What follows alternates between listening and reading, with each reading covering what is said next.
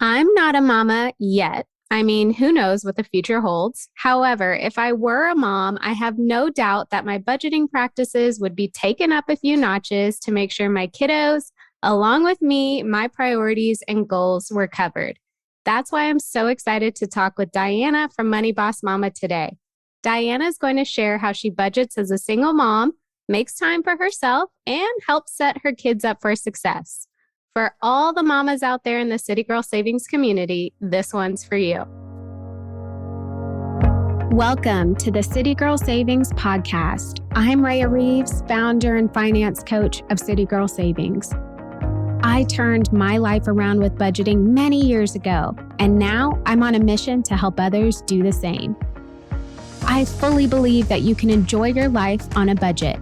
And this weekly show will focus on the intersection of money and the city girl lifestyle. Join me every week along with some special guests as I share my experiences, advice, and guidance on navigating life and money as an experience-loving millennial.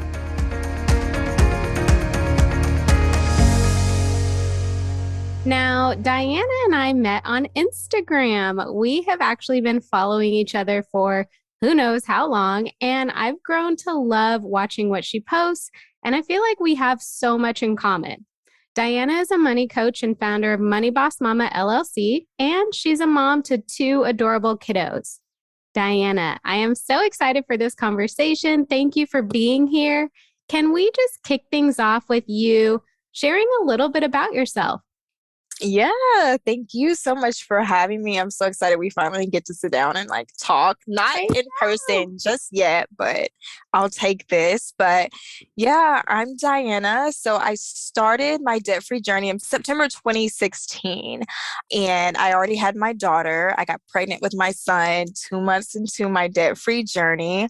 In 4 years, I was able to pay off almost $35,000 in debt, even when I was low income, and then I moved on to moderate income. So haven't made that six-figure mark yet, but I was still able to become debt-free, establish a fully funded emergency fund, and now I am saving and investing for both me and my babies. Oh my gosh, like what an accomplishment. And I think it really helps people understand that you don't have to make tons and tons of money to do the right things with it. What an inspiration you are. Thank So, you. did you start Money Boss Mama kind of as a way to document your journey, or did you start it after? Can you tell us how that came to be? Yeah. So when I was starting my debt-free journey, I remember blogs were really, really hot at the time. And so I always tell people, me and Google were BFFs, right? So I would Google anything. If I had a tickle in my throat, I'm Googling why I have a tickle in my throat. And so naturally, I started searching for ways to pay off debt. Like, how do I start this debt-free journey? How do I do this money thing? And I came across a lot of bloggers, but what I noticed was that a lot of them were two income households and they were high earners, especially because a lot of them were making, money from their blogs, and that's okay, rightfully so. But I found that it was really hard to resonate with their tips. I was like, this is not going to work for me because, I'm single income and I have two kids. So I actually started a little blog of my own called A Debt-Free Journey. And it was to document my debt-free journey so I would stay consistent, right? Because I'm here on the internet. A lot of times I only got like 1 or 2 views a day. That's But, okay. I was like, for anyone that comes across this blog, I want them to feel like they can do it too, because we didn't have a lot of representation. And then it started to gain traction. So I joined the Instagram era, and I got the idea to join Instagram because it was like, as I'm learning, I'm teaching, and I want to be able to teach, but also show up as a mom. And I wanted to be my own boss. So that's where Money Boss and Mama came from.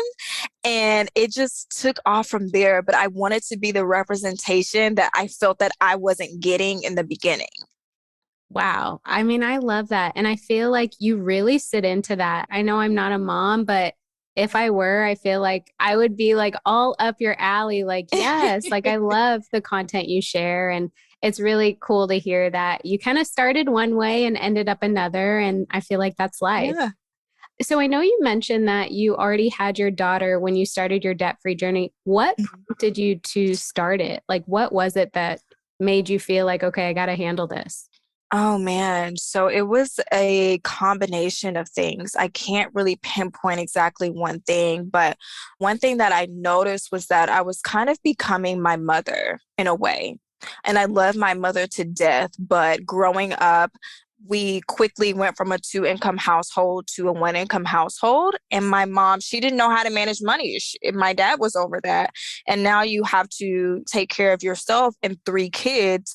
And so it was a lot of, I don't have that. And a lot of we're not able to do things and a lot of sacrificing.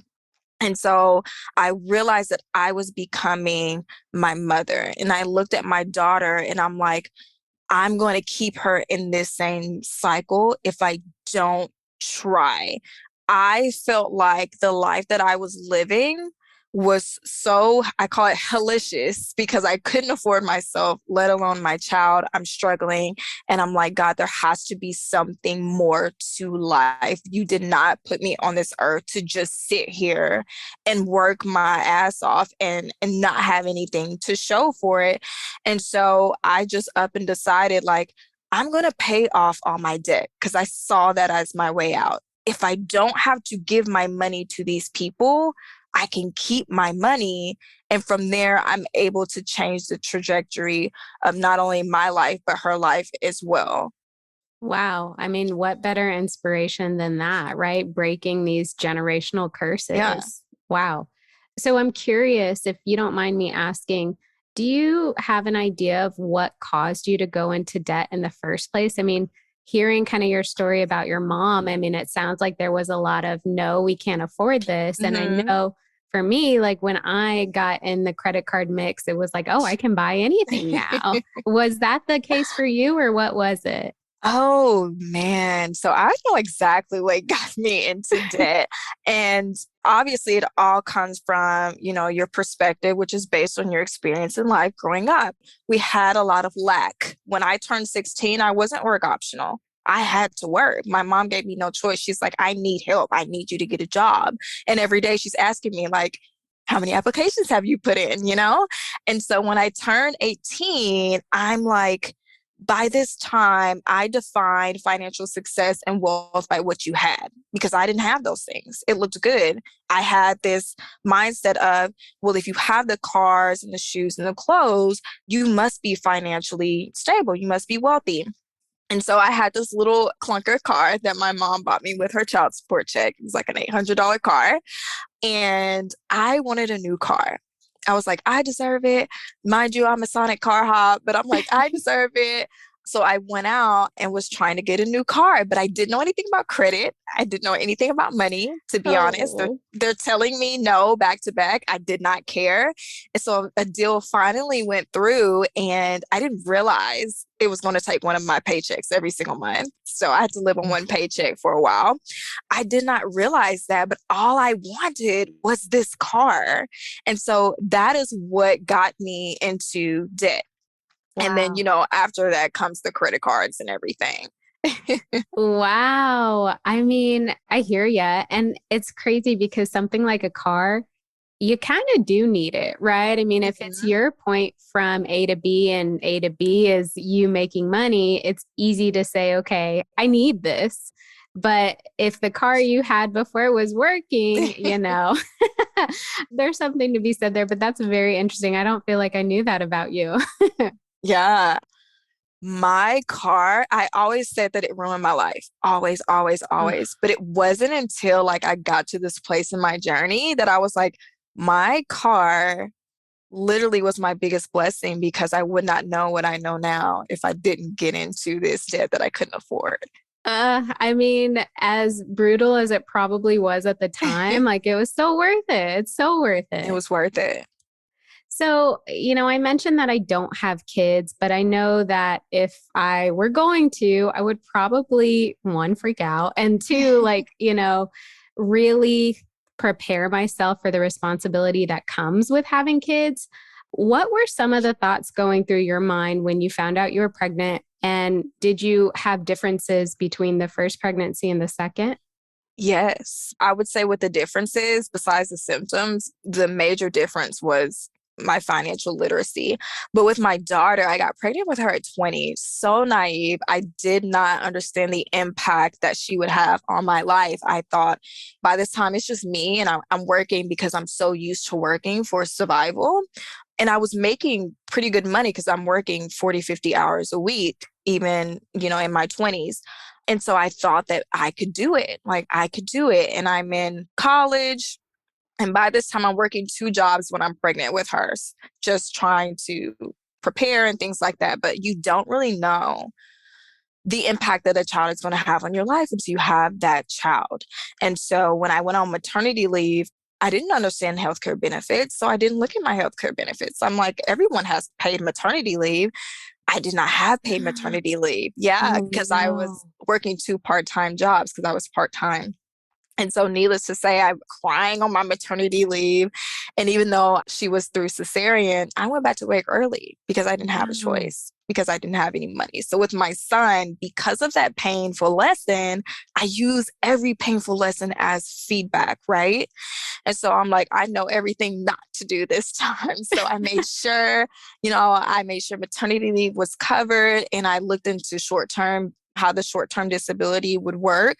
And from there, I was able to calculate an amount that I would need based on the time that I wanted to take off.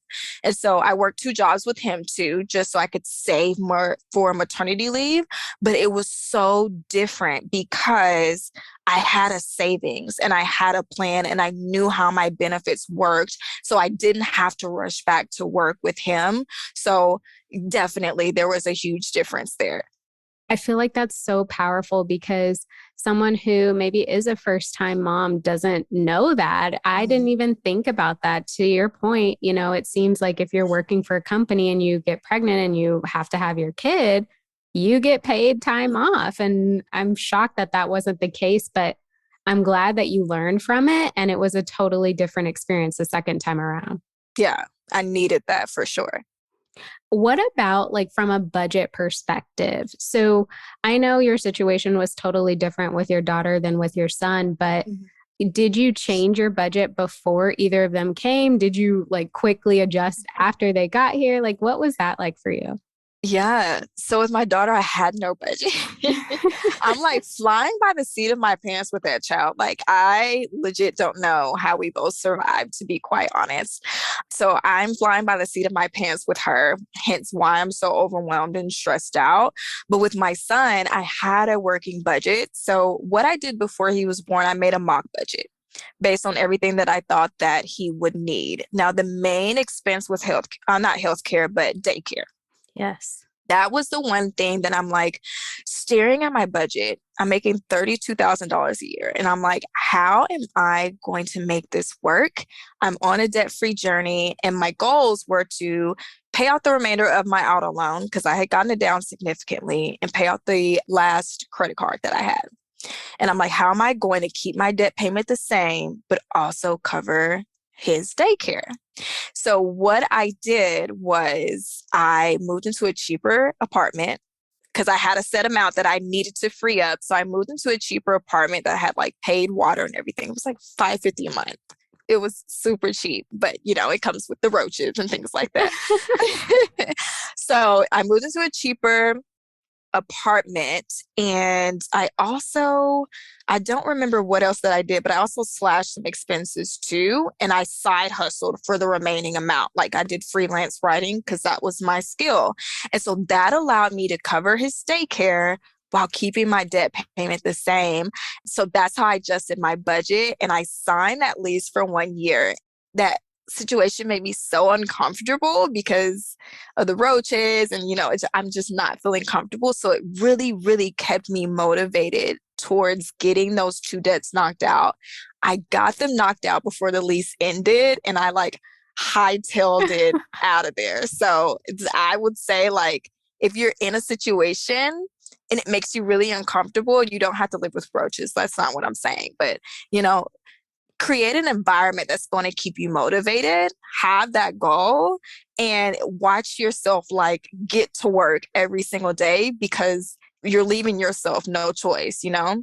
Yeah. I mean, I know no one can see me, but I'm like over here shaking my head at everything you say because you're spot on. And I think there's almost this misconception that people can have financial freedom or reach their financial goals without sacrifice. And I feel like Mm, those instances are very few and far between, right? It's usually, if that was the case, somebody got lucky, they got an inheritance, they won the yeah. lottery, like whatever the case may be. But you have to sacrifice, you have to make difficult decisions. And the thought that it's temporary or the reminder that it's temporary is something that can be very useful as you get through it. Yes. That's one thing that I constantly reminded myself of. Like, this is temporary as long as I want it to be temporary. Like, as long as Yes. I'm working towards a goal, this is not going to last forever. Yes. I mean, I don't love that you were living with roaches, but I love that you're such an inspiration and you prove that point that you do have to sacrifice and it's okay to sacrifice Yeah. and it will be temporary, but it's worth it. Yeah. So you mentioned daycare. I want to talk about daycare because I feel like with my clients who do have kids, like daycare is incredibly Mhm. expensive. I know how you managed it, but as the cost of living increased, like, did you have to make adjustments for daycare? Did you have to find ways to cut your childcare costs? How did that work for you? And I know your kids are older now, so I don't know if they have daycare, but do you have tips for somebody who has kids in daycare now? Yeah. So one thing that I did it when he was an infant because I did not have that ability. But one thing that I did was I just went part-time because I couldn't afford the full-time amount.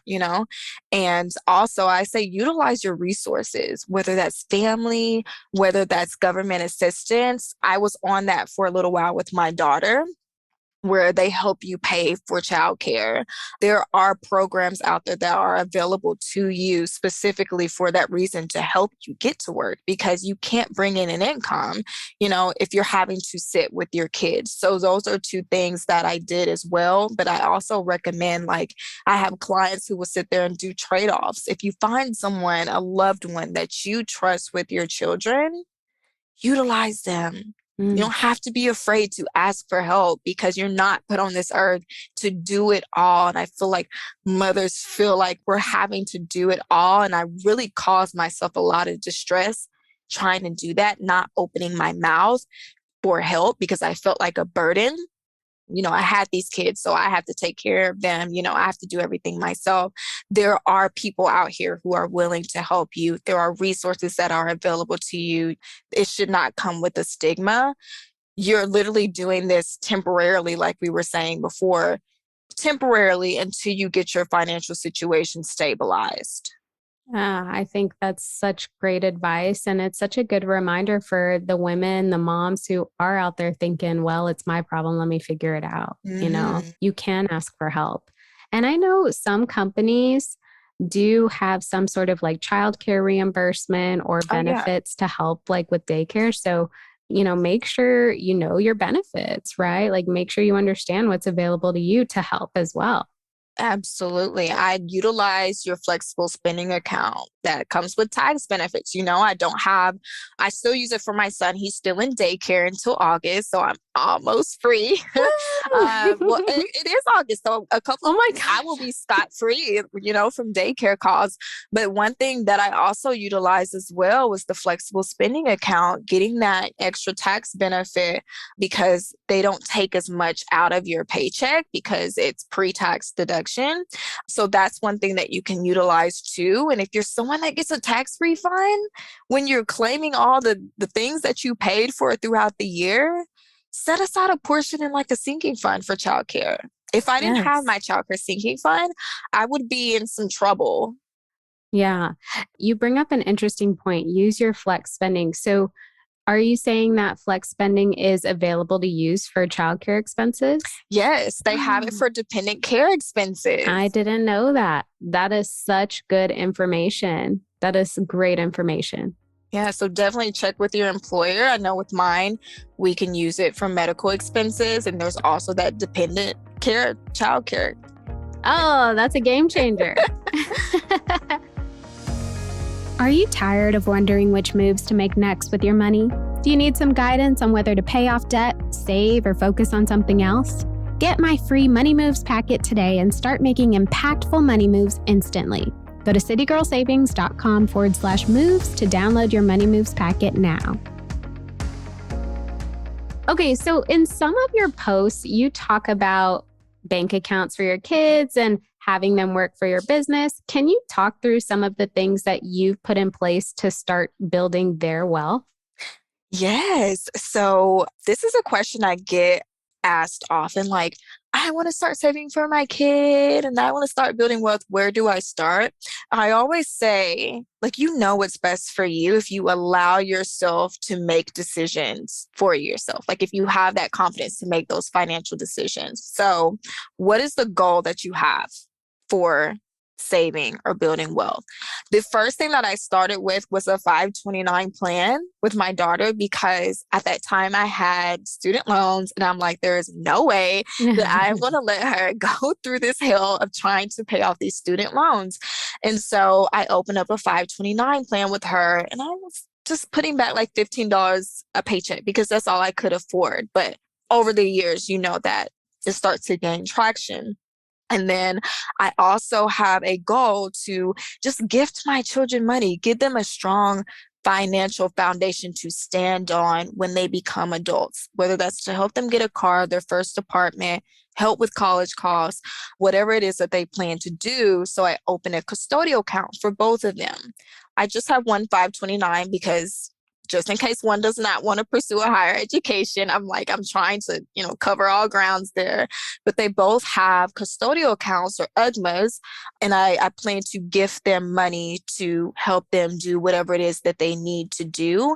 But I also, with my daughter, since she's 9, when I finally officialized, or if that's even a word, because I will make up a word quickly, Money Boss Mama, I finally got the LLC. I hired my daughter because I'm like, this is a way to open a custodial Roth IRA. I had been looking for a way to open that up since they need earned income.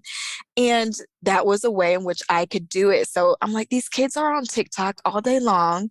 How can she make money from this skill? And so she's the one recording me if I'm out in public for my reels and everything. And when my son gets old enough, he will get one as well. And I see that as just general wealth building. So I have these goals. If I don't want my kids to have distress, I want them to have money to get whatever they feel like they need. And I also want to have the ability to build wealth for them. And so those 3 accounts covered all of the goals that I had.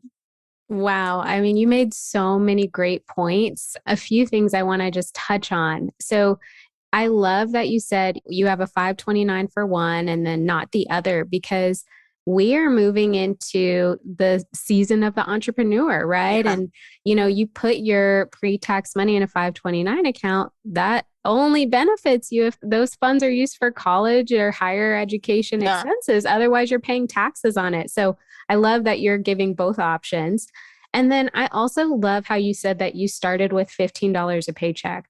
The reality is you don't need to contribute humongous sums of money to see progress. Like it's consistency beats amount any day. So as long as you stay consistent with it, you'll see that traction. Yeah. Yeah. I always tell people saving is not how much you're putting back. Saving is the habit of putting money aside and not touching it. That's all it is. It's just the motion of putting money aside and like letting it build up on itself. 100%. $10, $15, like it doesn't matter. It doesn't matter. Like somebody who consistently saves $10 a month, a week, whatever, versus somebody who maybe will put 500 in, but then they pull 400 out, and consistency is going to win no matter what. Consistency beats amount no matter what. I love that you said that.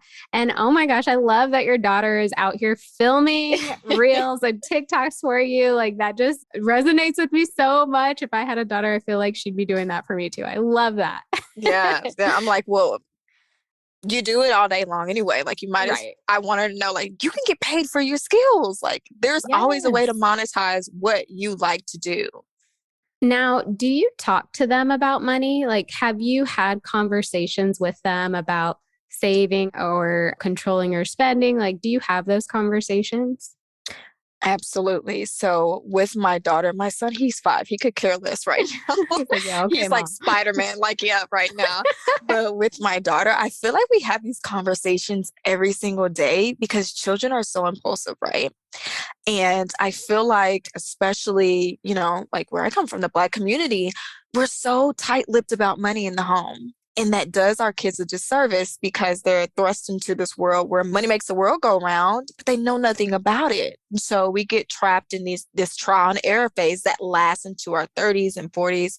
And we're Yes. missing that vital time to build wealth. We're missing out. So we're falling behind on the stats, like, home ownership, wealth building, all of that, where we're down at the bottom. And I feel like that plays a huge role. Right. And so what I would do is I would teach my daughter what I wish I would know. What do you wish someone would have taught you about money that you had to learn through trial and error, and teach that to your kids? And I also give her these opportunities to earn money. I don't call them chores because I know how that can go. So opportunities to earn money. And so what I'm saying to her, because we can talk to them all day long, I want her to be able to be hands-on with the lessons that I teach her. And anytime she gets really impulsive, I have to bring certain things down to her level to help her to understand, like, you've got to have delayed gratification. Like, you've got to save for this. If she wants something, she has to save for it. If something's out of the budget, I have to constantly remind her why we have to stay on budget. And I feel like so many of us, we weren't redirected as children because we want everything that we want. So now we're these emotional or impulsive spenders as adults because money was not discussed. And that is my biggest goal with her, is just to have her see, like, you've got to work for it. You've got to properly plan for it and make sure that this is going to work with your financial situation, Yes. I think that's such an important point. And I feel like at least the single moms that I've worked with, a part of them feels guilty for being a single Mm, mom. And so they overindulge in their yeah. kids because of that guilt. And I feel like it's doing more harm than good. And you say it so eloquently, like, have that conversation. Like, this is why we're not getting this toy or this treat or whatever, and explain it to them. And kids, they're sharp, right? Like, we learn from our parents. We learn by seeing and doing, what our parents did. And I think it's just so great that you're doing that with them. Yeah. Yeah. And I still struggle with the mom guilt, but it's kind of like riding a bike. Like, once you stay consistent with it, it gets easier. You just have to remember your main goal so that that guilt, isn't eating you up and causing you to overcompensate. I think that's a really important point. Like, what's the point of all this? What's the Hmm. point of saying no? And there's a bigger picture there. Absolutely. So I'm curious. Obviously, kids are expensive. We've talked through some of the crazy high costs, but what tips can you share for moms who struggle to stick to a budget when they have kids, and whether that's them overspending on themselves or on their kids? I would say, number one, find out what you value and make sure that it's in your budget. Because I find that a lot of people, and I did this as well, like, if I have kids, it's really hard to spend on myself. And so I won't give myself enough or give myself anything in that budget. But then it's like, once you swipe, it's really, really hard to stop. Kind of like Pringles. Once you pop, you can't stop. And it's Yes. because, like, you went through this period of where depriving yourself or not being realistic about what you really want. And so when you get a little taste of that, it's like, oh, I want more. Yeah. And so with me, I like my Starbucks coffee. I'm going to Starbucks. I may go Girl. every single day, and that is my thing. It's in my budget. It keeps me sane. I allow myself to include that in my budget. Saturday, I'm going on a self-care solo dinner day. I allow myself to include that in my budget. And I say, like, when you overcompensate on your kids, you don't have to not go without spending money on them. That's not what we're saying. Set aside an amount in your budget specifically for your kids. It be kids activities, whatever it is that you want to call it. That way, you know that this amount fits comfortably within your finances. You can still hit your goals. Your essentials are still being taken care of, but then you can go out and spend this and not have that guilt weighing you down after you make that purchase because you were proactive and you put that in there. So you get like the best of both worlds. You can spend on them and stay within your financial means so you don't have to deal with that hurt and that pain later. But I think that that is incredibly important to know what you truly value, because we go around thinking that we want one thing when in reality we don't even want it. It's because we're not feeling secure with our finances. So we think that we want these things. You have to take the time to truly get to know yourself. Managing your money is all about knowing yourself and figuring out what works for you, you know? Oh, yeah. I mean, in my overspending days, I was constantly buying clothes and shoes and going out to clubs. And like, I was literally the girl with like the cutest outfit with like $5 in her bank account. Like, Mm. I was one of those. And after paying off tens of thousands of dollars of debt, I really realized like, this is not what I want. Like, these things don't bring me joy. Being out all night doesn't bring me joy. Yeah. Like experiences, memories with the people I love, new places, like that brings me joy. And I think to your point, like once I had that realization, it was so much easier for me to say no to the things that didn't matter and put money to the things that did matter, all the while taking care of my responsibilities and goals. And it is possible to do it all. That gives me chills. Yes. Yeah. Yeah, that when you said iced coffees, I was like, we are the same. But I think also too, you have a positive approach to budgeting. I do as well. And I think there's such a stigma around budgeting. It's almost like people hear the word and cringe. They think Mhm. like, oh, I can't spend money. And that's not the case. You're telling your money where to go and what you want it to do. And you get to decide, hey, I am going to spend X amount on my kids, but I'm also going to spend X amount on myself. And when you look at budgeting in that way, it makes it so much more liberating.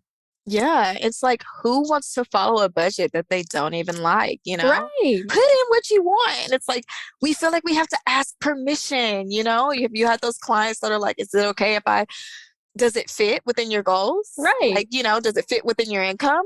Well, put Right. it in, you know? This 100%. is your Yes. money. Yes. That no one's going to control it but you, right? You can let it control you, but that doesn't do any good. So Absolutely. you're spot on. Okay. So I want to transition a little bit away from money because I want to hear your thoughts on balancing time for yourself. I know you're taking yourself on a date. I love that. How do you balance like your own personal time? How do you balance dating when you have kids? And Mhm. like, do you have mom guilt when you maybe prioritize those things? And if so, how do you deal with it? I did very much so in the beginning because of how I was raised. I was raised with the you had them, you keep them mentality, right?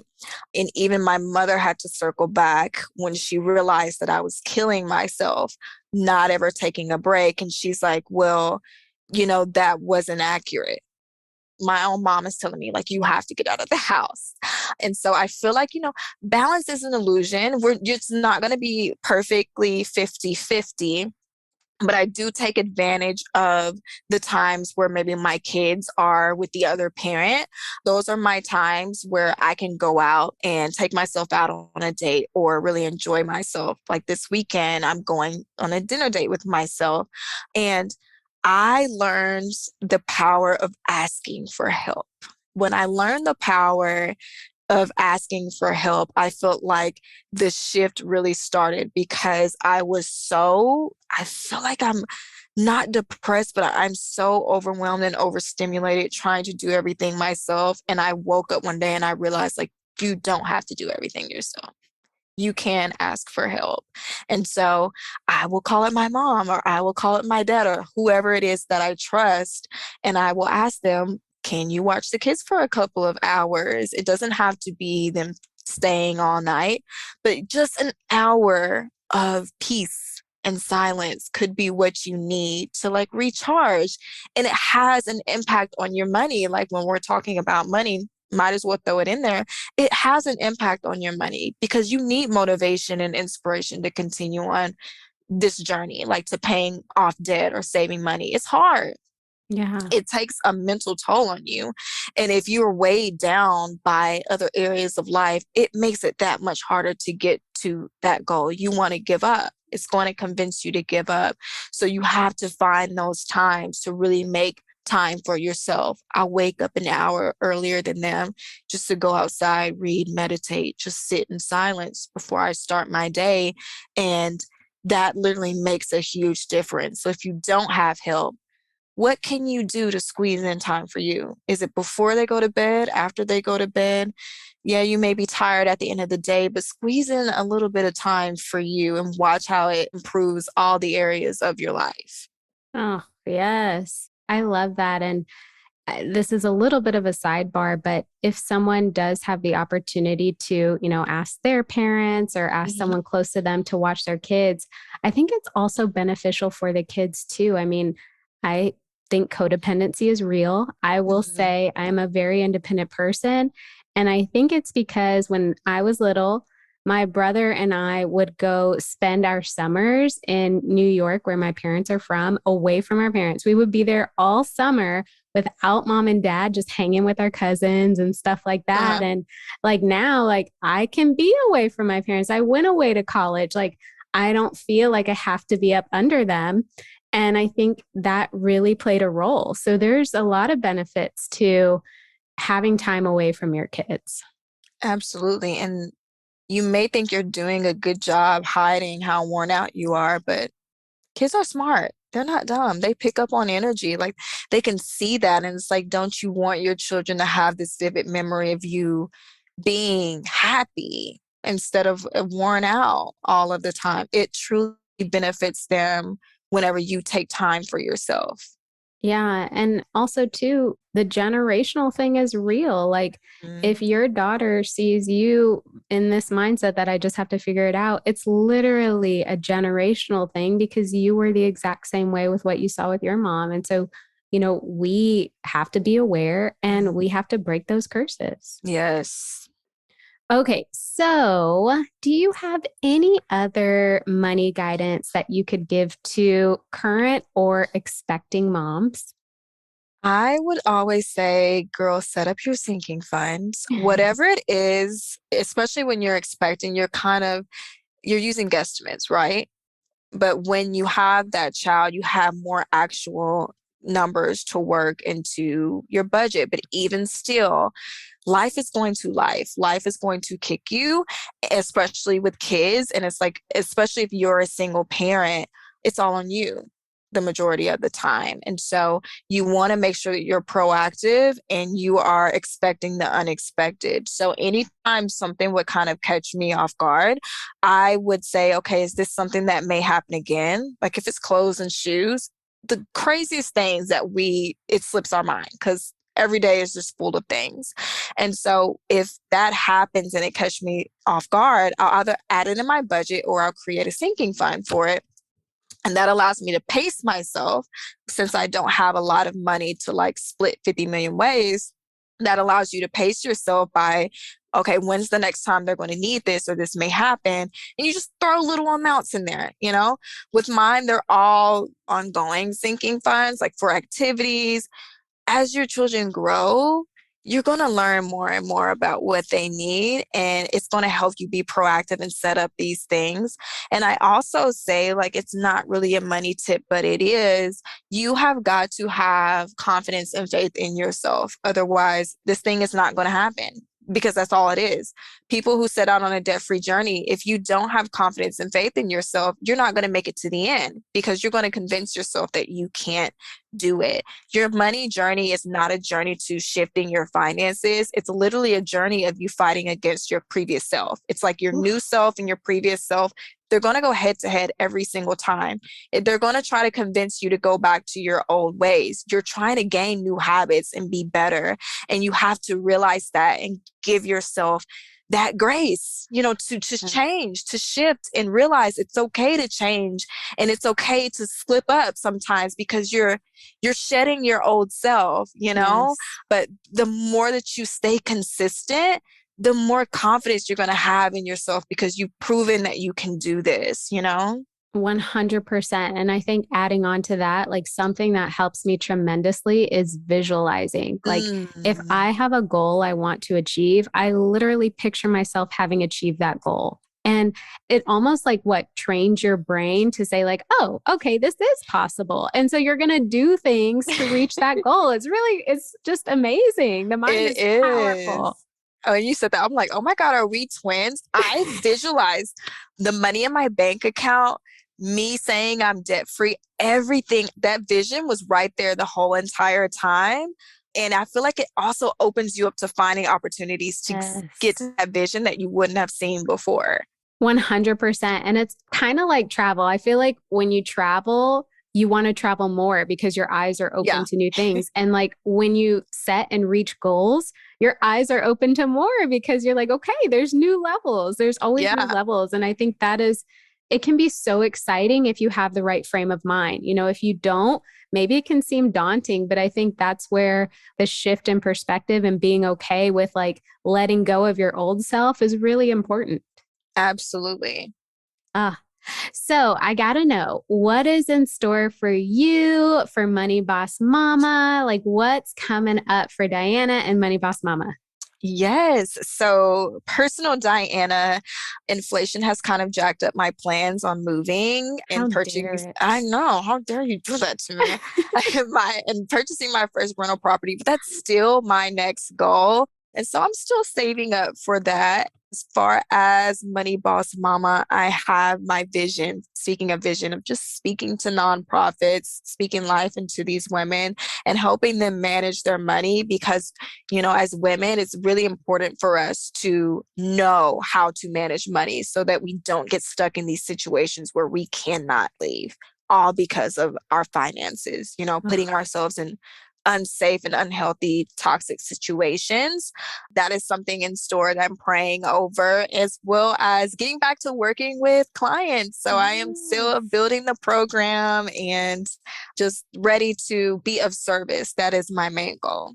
I love that. And like I said, I've been following you for years and I feel like what you share is just so relatable and so many women and men could benefit from what you share. So where can listeners follow, learn more about you?